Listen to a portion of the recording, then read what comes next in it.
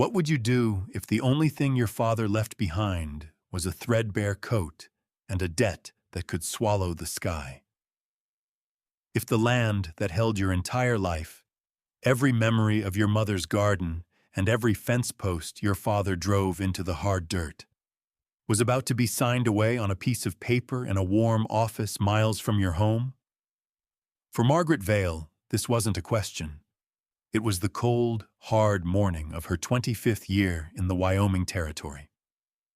The banker had been polite, his words smooth as worn river stones, but their meaning was sharp. Foreclosure. The word hung in the air of the small cabin long after his buggy had disappeared down the dusty track, a bitter smoke she couldn't wave away.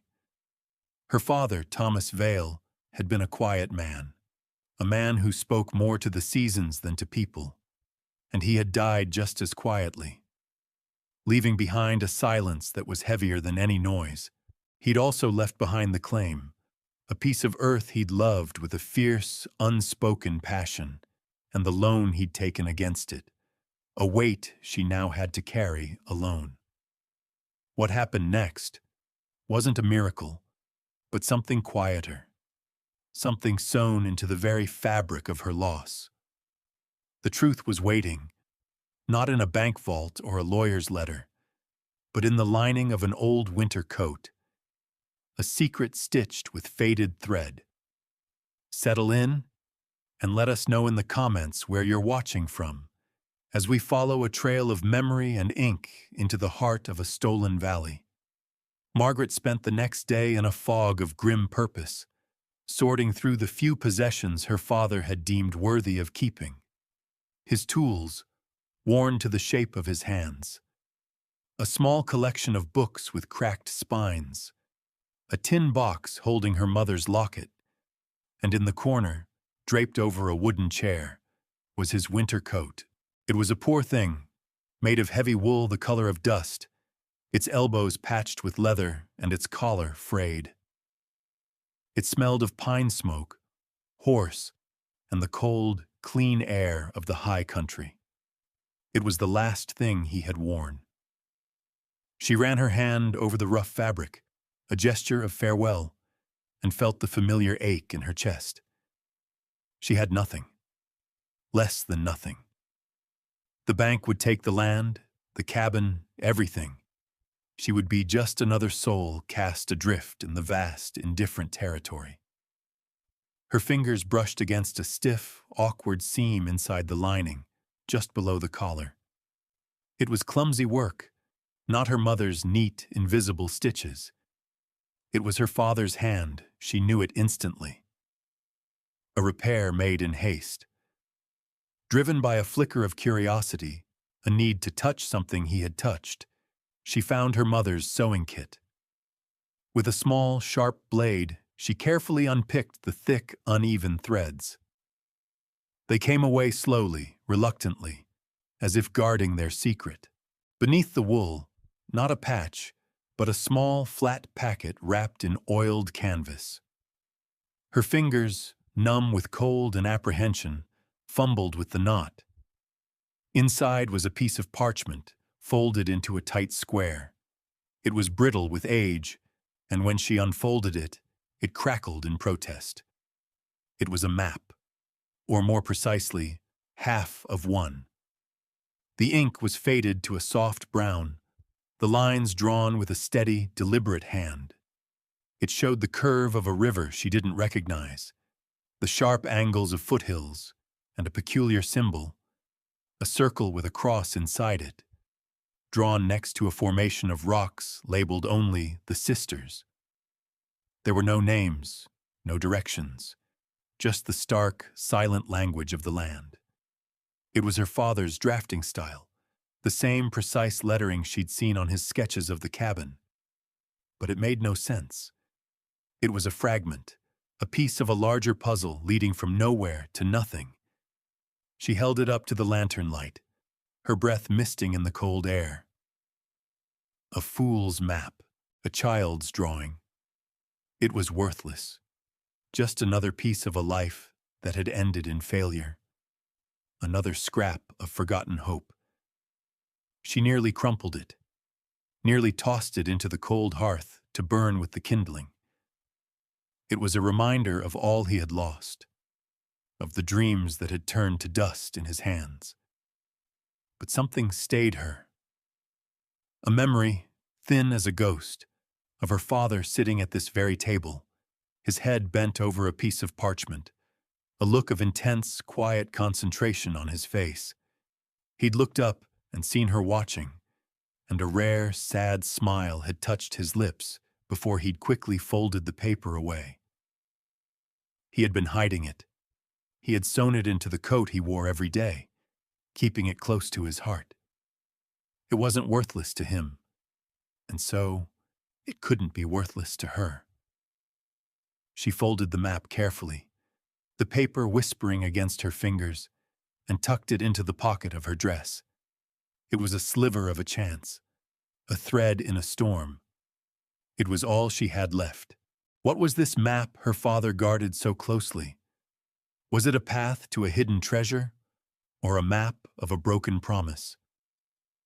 Let us know in the comments what you think she should do, and be sure to subscribe for more stories of forgotten history. For Margaret Vale, the answer lay somewhere in the cold blue shadows of the foothills, and she was about to walk right into them. The next morning, Margaret rode into the small, dusty settlement of Providence. The town was little more than a single street flanked by false-fronted buildings, a place where whispers traveled faster than a horse's gallop. Her father's old mare, Juniper, a steady, graying animal with wise eyes, moved with a familiar, placid gait. Her presence a small comfort in a world that felt increasingly hostile. Margaret's destination was the Mercantile, a place that served as the town's post office, supply depot, and hub of all gossip. The man behind the counter was Silas Croft, a portly man with a watch chain stretched tight across his vest and eyes that missed nothing. He was also the local agent for the very bank that held the note on her father's claim. He greeted her with a smile that didn't reach his eyes. "Miss Vale," he said, his voice smooth and practiced. "Come for supplies?" "Information," Margaret replied, her own voice quiet but firm. She unfolded the map fragment on the worn wooden counter. The chatter in the store died down as a few onlookers drifted closer.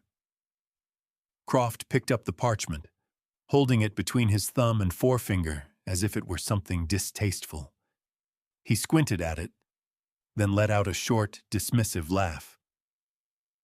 "What's this, then? One of your father's little fantasies?" he asked, his voice loud enough for the entire store to hear. "A map to a gold mine that doesn't exist?" Thomas was always chasing shadows. The men leaning against the Cracker Barrel chuckled. Margaret's face burned, but she held her ground. "Do you recognize the landmarks?" Croft tossed the map back onto the counter.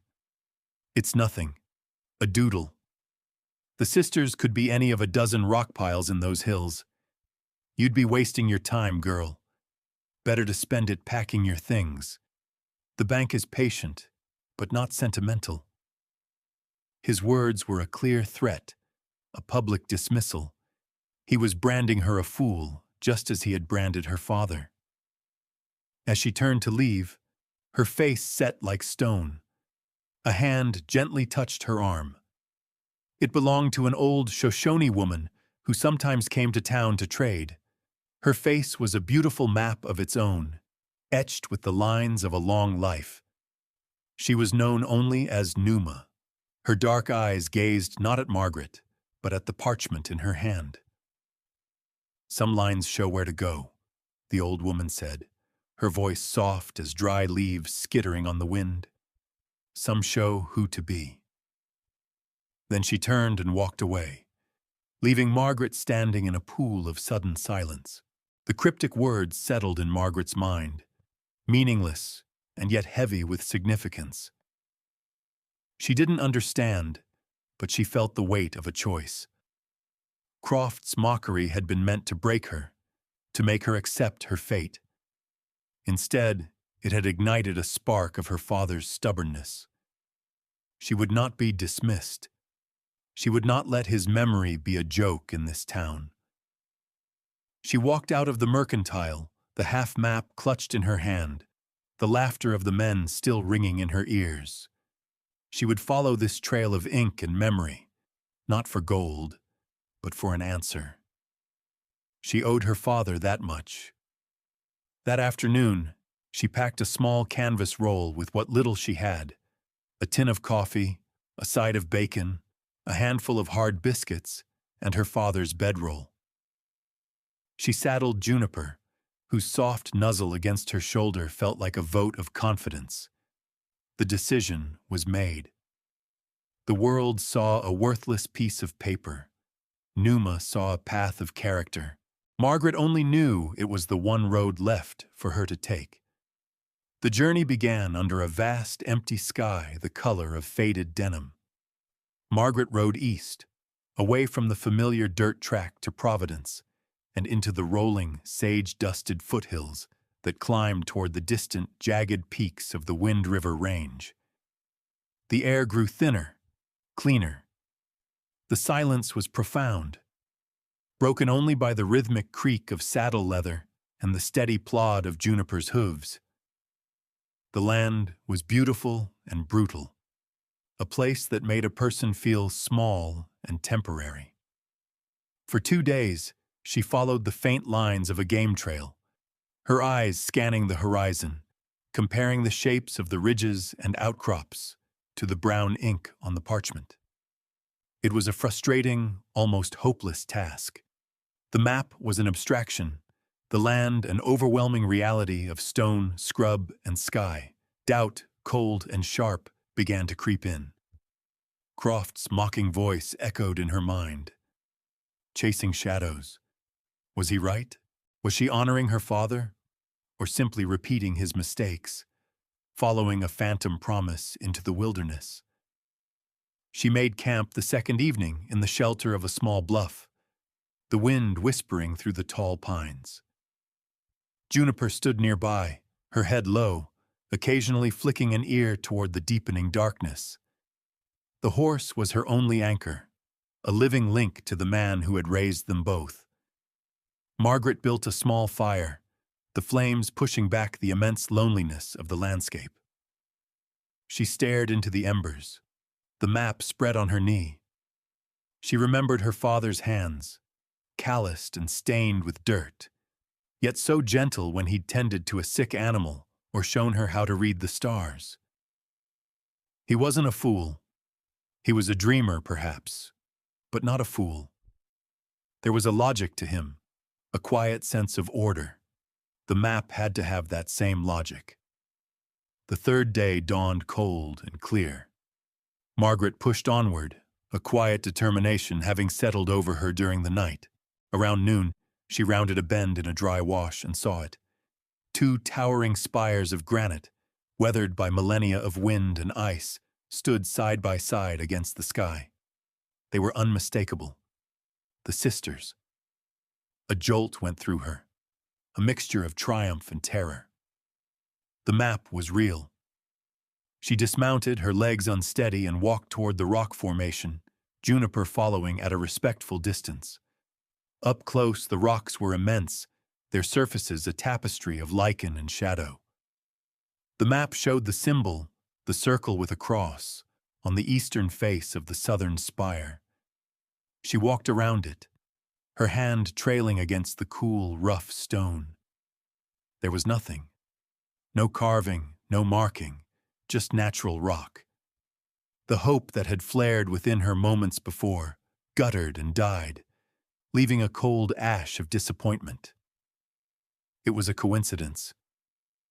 Just 2 rocks that happened to look like the ones on a dead man's drawing. She sank to the ground, the full weight of her hopeless situation crashing down on her. The sun was beginning to dip toward the horizon, casting long, dramatic shadows across the valley floor. It was over. She had failed. She would sleep here tonight and turn back in the morning, back to face the banker and the end of her world. As the last rays of sunlight bled across the landscape, Margaret sat with her back against the cold granite, watching the world turn to shades of purple and gray. The air grew sharp with the coming night. She was too tired, too defeated, to even build a fire. She pulled her father's coat tighter around her shoulders, seeking a comfort that wasn't there. Juniper shifted her weight nearby, a soft, sighing sound in the immense quiet. The mare's presence was a silent rebuke to her despair. The horse was patient, enduring. It was a quality her father had admired, and one Margaret felt she sorely lacked. She was about to close her eyes, to give in to the exhaustion, when a glint of light caught her eye. It wasn't the warm, golden light of the setting sun, but a sharper, more focused reflection, coming from the very rock face she had just inspected. She stood up, her curiosity stirring faintly through the fog of her disappointment. She walked back to the eastern face of the southern spire, her eyes tracing the path of the final sunbeam as it sliced through a notch in the opposite ridge. The beam landed on a small, almost flat section of the rock, illuminating what had been invisible in the full light of day. There, so faint it was little more than a scratch, was the symbol from the map. A circle with a cross inside it.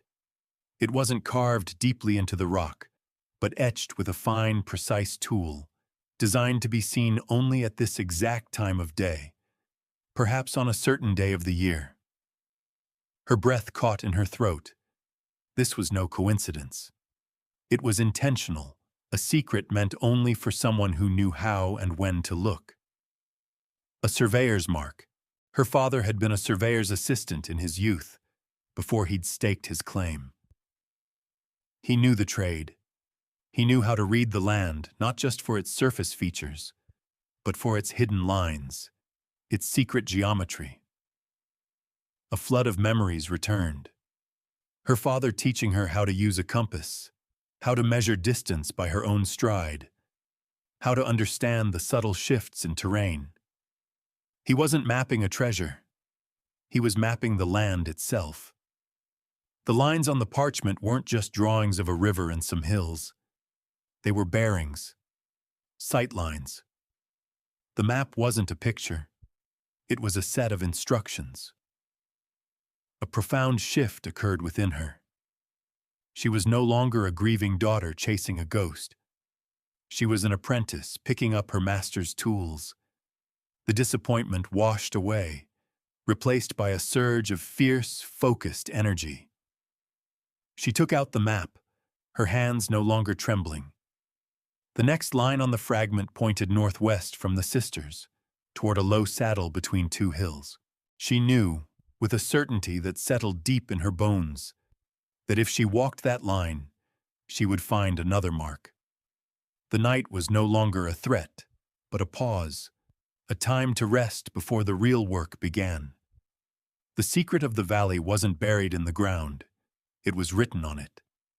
And her father had left her the key to read it.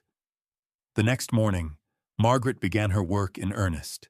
She used her father's old compass, its brass casing warm in her palm, and sighted a line northwest from the marker on the sisters. She measured her paces as he had taught her, her stride even and consistent, her mind focused on the count. The land was rough, the terrain broken by ravines and thickets of thorny brush. It was slow, grueling labor. Juniper followed patiently, her bridle jingling softly, a four-legged shadow to Margaret's solitary progress. By midday, she found the second marker, another faint etching on a flat stone at the base of a gnarled juniper tree, exactly where the line on the map indicated it should be. The discovery sent a thrill of vindication through her. She was on the right path. For days, this became her rhythm. Rise at dawn, sight the next bearing, and walk the line. The work was physically demanding, but her mind was clear and sharp. With each marker she found, she felt a deeper connection to her father. as if she were walking in his very footsteps, seeing the land through his eyes. She was learning the grammar of his secret language. He had used the setting sun, the notches in the ridges, the very bones of the earth as his monuments. It was a survey of incredible precision and subtle artistry, hidden in plain sight. One afternoon, while tracking a line across a wide, grassy basin, she saw a rider approaching. He was tall in the saddle, his figure lean and straight. As he drew closer, she saw he was a rancher, his face weathered by the sun and wind, his eyes a pale, watchful blue. He rode a strong-looking buckskin and led a pack-horse. He stopped a respectful distance away, not wanting to spook Juniper. "You're a long way from any place, ma'am," he said. His voice was low and carried a note of caution. "This is private range." "I'm just passing through," Margaret said, her hand resting on Juniper's neck. "You're not passing. You're walking a line," he observed, his gaze sharp. "I've been watching you for 2 days. You walk like a surveyor." Margaret felt a prickle of alarm. "Who are you?" "William Mercer," he replied. "This is my family's land, or what's left of it." He dismounted, his movements economical and sure. He was guarded, but not hostile. "My father was a surveyor," Margaret offered, deciding a piece of the truth was better than a lie. "I'm following one of his old routes." She showed him the map fragment. William studied it for a long moment, his expression unreadable. He traced the lines with his finger, his brow furrowed in concentration. "I've seen these marks before," he said quietly, looking up at her. "Years ago. My father called them the ghost lines. He said they were from the original territorial survey, before the big ranchers and the railroad came through." He pointed to a symbol on her map. "That's an old Army Corps of Engineers mark. I was a scout for a time. I know their work." He looked from the map to her face, a new understanding in his eyes. "This isn't just an old route, is it? This is a boundary line." Margaret nodded, her heart pounding. He understood. He saw what she saw. "I think so," she said. "But my map is incomplete." "Maybe I can help," William said. "The next point on that bearing should be near a spring at the base of that butte. My father showed it to me once." He looked at her, a silent question in his eyes. He was a stranger, but he was the first person who hadn't laughed at her, who hadn't dismissed her quest. She saw in his face the same quiet stubbornness she felt in herself, the same deep connection to the land. She made her decision. "All right, Mr. Mercer," she said. "Show me." Together they rode toward the butte. William moved through the landscape with a quiet confidence that spoke of long familiarity. He pointed out landmarks, not by their official names, but by the names his family had given them over generations.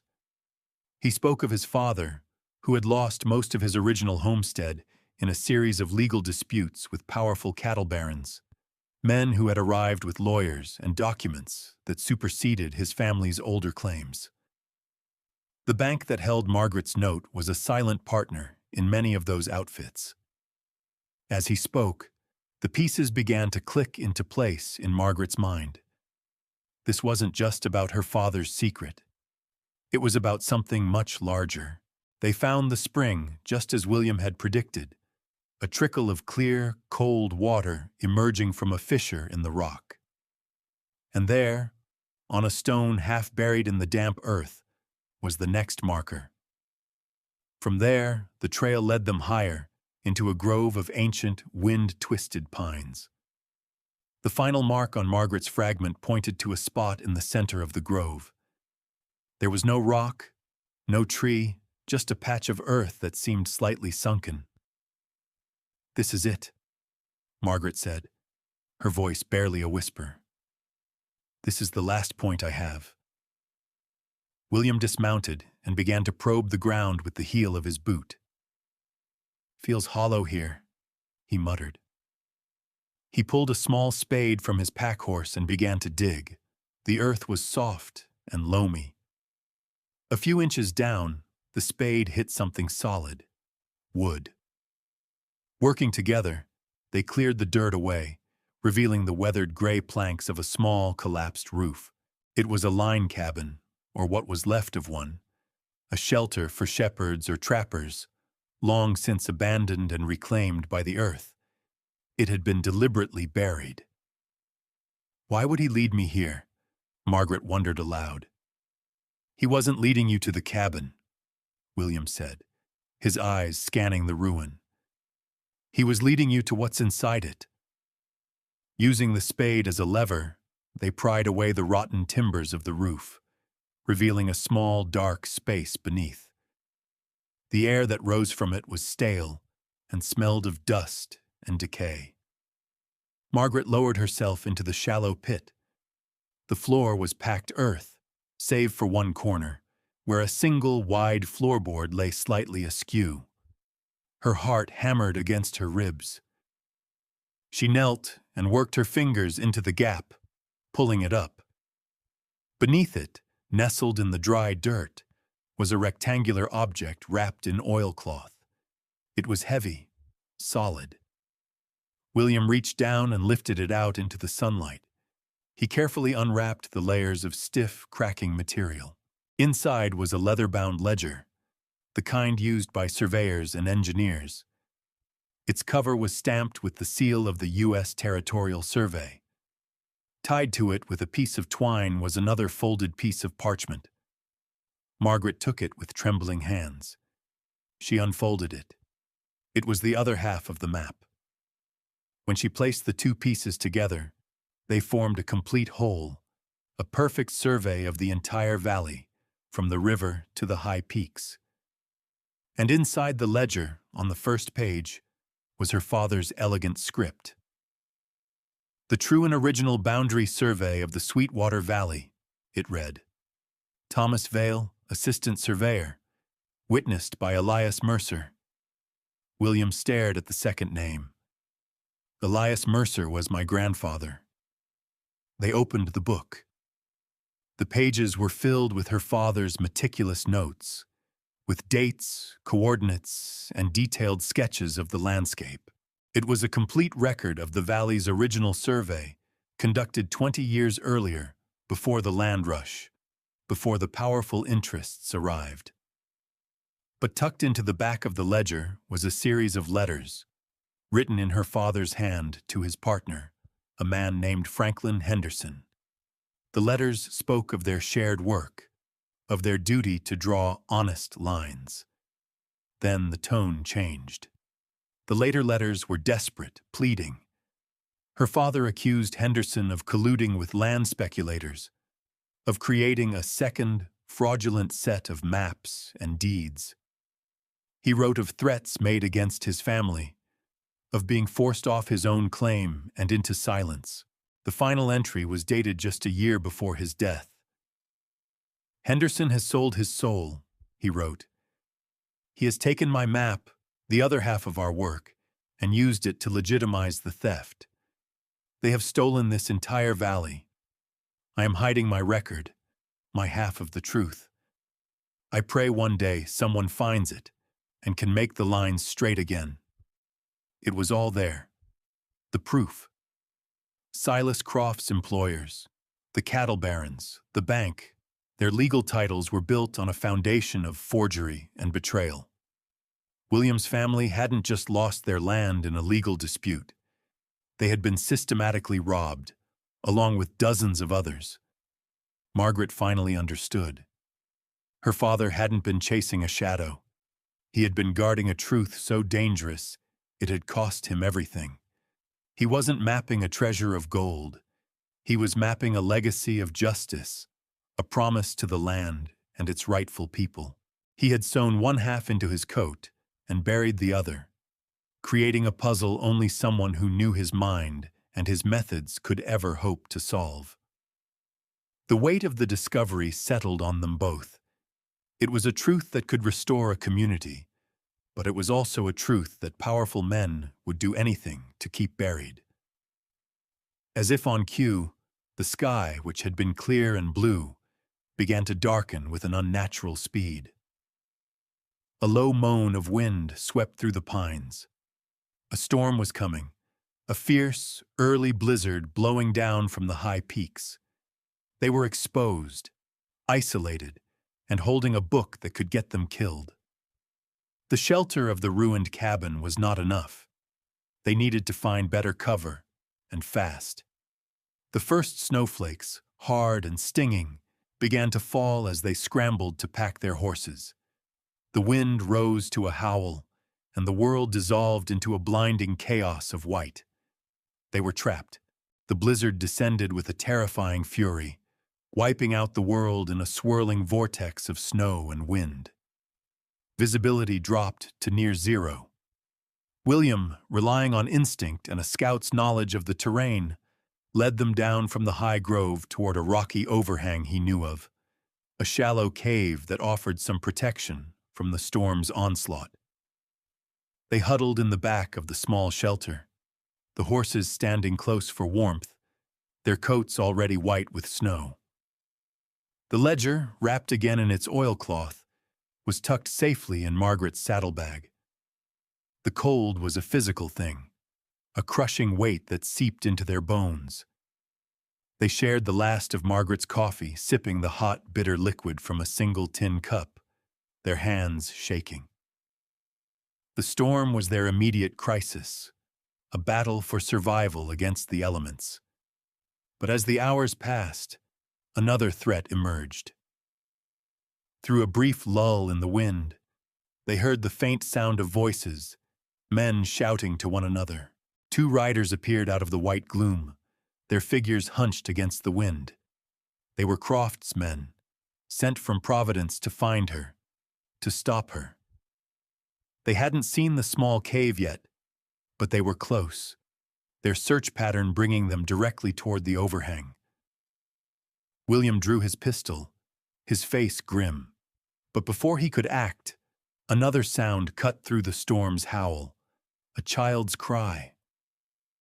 Out of the blizzard stumbled a man and a woman, pulling a small handcart that held two young children, their faces blue with cold. They were settlers, a family whose wagon had broken down, caught in the storm while trying to cross the pass. The man, whose name was David, looked at Margaret and William with desperate eyes. "Please," he begged, "our children. They won't last much longer out here." At that moment, Croft's men spotted them. They drew their rifles, their intentions clear. The choice was instant and absolute. This was the test. It was no longer just about a book or a piece of land. Margaret looked at the terrified family, then at the ledger in her bag. She met William's gaze, and he saw the same resolve in her eyes that he felt in his own heart. He gave a sharp nod. They were no longer just two individuals. They were protectors.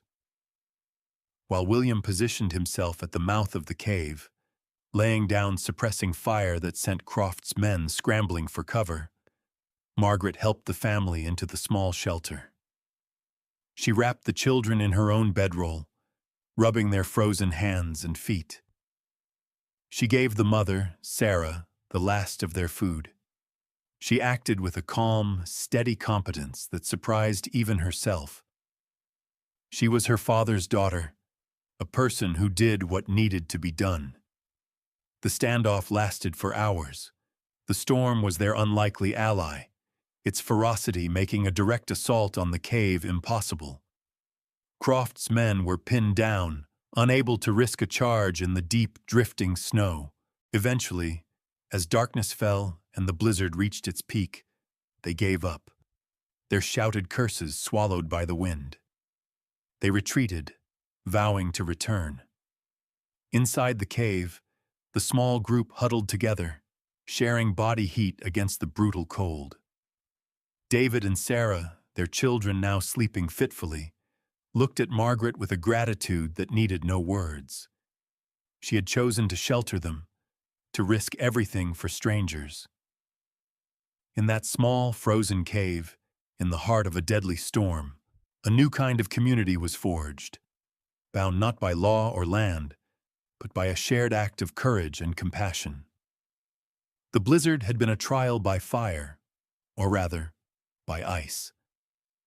And Margaret Vale had not been found wanting. When the storm finally broke 2 days later, the world was transformed, buried under a thick blanket of pristine white snow. The air was achingly cold and bright. Croft's men were long gone. After making sure the settler family was safe and had a fire going, Margaret and William saddled their horses. The ledger felt heavier than ever, not with its physical weight, but with the weight of responsibility. They rode back to Providence, the journey slow and difficult through the deep snow. When they arrived, the town was stirring, digging itself out. Their entrance did not go unnoticed. The sight of Margaret Vale, whom Silas Croft had loudly declared lost to the storm, riding in alongside the quiet and respected William Mercer, sent a ripple of murmurs through the street. They went directly to the Territorial Land Office, a small, cramped room smelling of paper and stove smoke. The clerk was a young man from the East named Elias Thorne, known for his fastidious nature and his unwavering adherence to the rules. He was the kind professional, the man who dealt not in rumor but in fact. Silas Croft was already there, loudly recounting his concern for Miss Vale's safety. When he saw her, his face paled. Margaret ignored him. She placed the leather-bound ledger on the counter in front of Thorne. "I believe this is the original survey of the Sweetwater Valley," she said, her voice clear and steady. Thorne opened the book, his brow furrowed in skepticism. He began to read. William stood beside Margaret, his presence a silent statement of support. A crowd began to gather at the door, drawn by the unfolding drama. The family Margaret and William had rescued, the Davids, had made it to town, and their story had already spread. The story of the 2 riders who had appeared in the blizzard, of the woman who had given her own blanket to save their children. Thorne spent nearly an hour poring over the ledger, comparing its entries to the official plat maps hanging on the wall. The silence in the room was absolute. He traced the lines with his finger. He checked the dates. He examined the seal. Finally, he looked up, his eyes wide with a mixture of shock and professional excitement. "The discrepancies are undeniable," he announced to the quiet room. "The official deeds on file are based on forged survey points. This book, this is the true record. It's all here. The original boundaries, the witness signatures." He looked at Margaret with a newfound respect. "Where did you find this?" "My father left it for me," she said simply. At that moment, the townspeople in the doorway began to murmur. Old grievances, long-buried stories of lost claims and unfair deals surfaced. Many of them were the children and grandchildren of the homesteaders who had been cheated. The town's chorus of mockery had transformed into a chorus of reverence. They looked at Margaret not as a fool chasing shadows, but as the keeper of a sacred trust. Silas Croft stood frozen, his face ashen. He wasn't threatened with violence or arrested. He was simply rendered irrelevant, his power dissolved by the quiet authority of a truth written in faded ink. The vindication was not loud or explosive. It was a deep, quiet shifting of the foundations of the entire valley. The lines were finally being made straight. In the weeks that followed, the valley was quietly remade. Lawyers and judges descended on Providence, and with the irrefutable evidence of Thomas Vale's ledger, the fraudulent deeds were systematically overturned. The land was being restored to the families of its original homesteaders, including the full measure of the Mercer Ranch.